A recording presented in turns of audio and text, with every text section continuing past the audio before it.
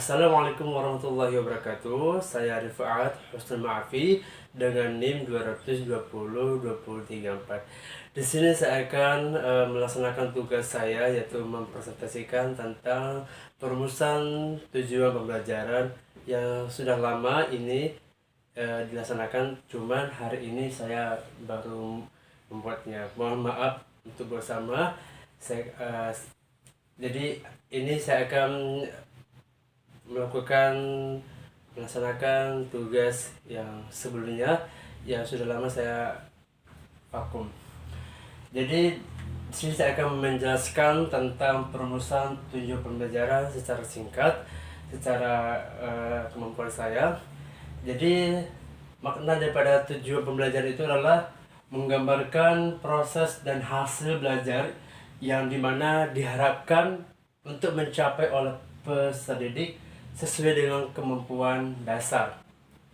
Jadi dalam membuat perumusan tujuan pembelajaran itu ada 4 rumus. Yang pertama ada A, yaitu audiensi, yang artinya siswa. Yang kedua adalah behavior, yang artinya kemampuan yang dicapai oleh siswa. Yang ketiga condition, aktivitas apa yang dilakukan siswa itu untuk mencapai kemampuan. Yang terakhir adalah degree, yaitu sikap atau perilaku yang diharapkan oleh siswa itu dengan baik. Nah, di sini saya akan membuatkan contoh daripada rumusan yang ada tujuan pembelajaran.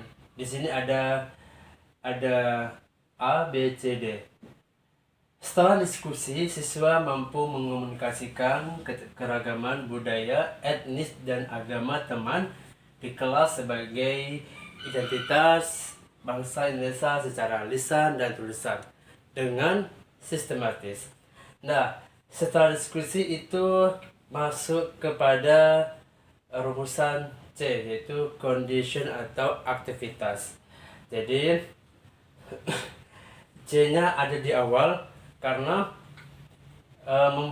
membuat satu kalimat ini rumusannya boleh acak-acak, tidak harus siswa itu di awal, boleh C-nya di awal atau B-nya di awal. Yang penting adalah keempat-empat ini harus ada dalam satu kalimat.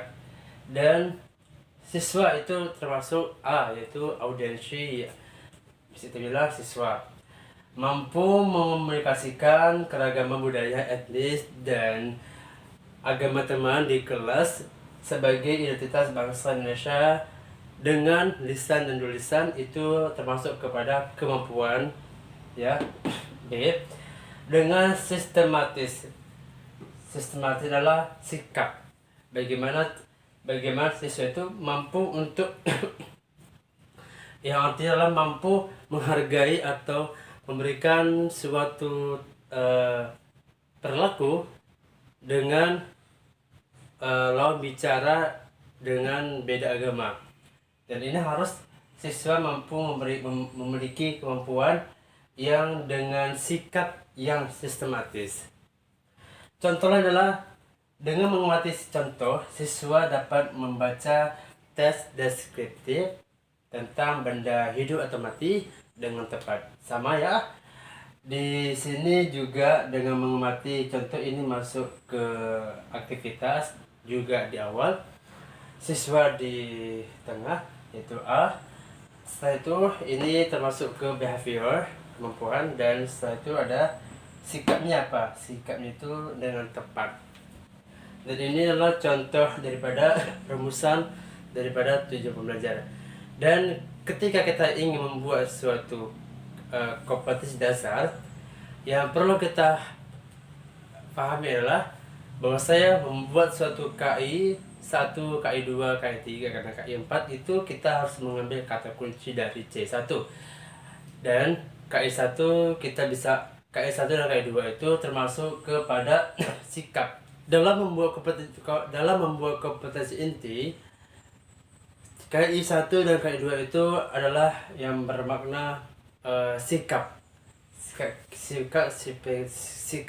spiritual, dan ini kita bisa ambil dari C1. Sedangkan KI 3 dan KI 4 KI3 itu adalah pengetahuan, jadi kita bisa mengambil kata kunci daripada C2 dan C3. Sedangkan KI4 kita itu artinya keterampilan, kita bisa mengambil dari C4.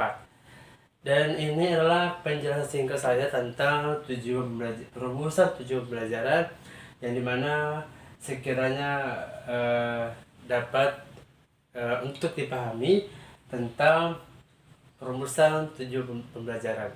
Dan sekian, terima kasih. Saya Rifa'ah Samafi. Terima kasih atas perhatiannya, dan saya ucapkan wabillahi taufiq wal hidayah. Assalamualaikum warahmatullahi wabarakatuh.